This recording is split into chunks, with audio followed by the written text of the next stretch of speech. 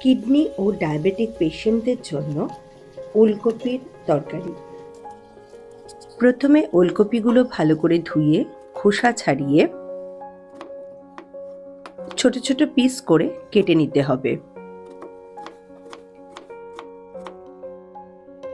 এবার প্রেসার কুকারে নুন ছাড়া এই ওলকপি কুচিগুলো সেদ্ধ করে নিতে হবে। নুন ছাড়া আলু সেদ্ধ করে সেই জল ফেলে দিয়ে তার অর্ধেকটা আলু আপনি ওলকপিতে দিতেই পারেন। রোগীর খাবার রান্না করার জন্য আমি লোহার কড়াই বেছে নিয়েছি। তাতে সর্ষের তেল, সাদা জিরে ফোড়ন দিয়ে এই ফোড়নগুলো সমস্তটাই তুলে ফেলে দিতে হবে। তেলে সেদ্ধ আলুর কুচিগুলো দিয়ে খানিক নাড়াচাড়া করে তার মধ্যে আলাদা একটা বাটিতে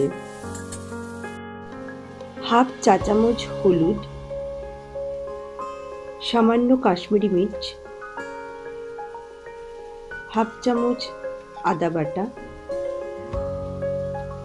হাফ চামচ জিরে গুঁড়ো বা জিরে বাটা ও 1 চিমটি চিনি দিতে হবে।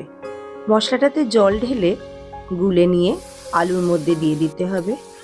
মশলাটা খানিক কষে গেলে প্রেসার কুকারে সেদ্ধ করে রাখা ওলকপিগুলো জল ঝরিয়ে কড়াইতে দিয়ে খানিকটা মশলার সাথে নাড়িয়ে চাড়িয়ে সেদ্ধ করা বাকি জলটুকু ওলকপির মধ্যে দিয়ে দিতে হবে।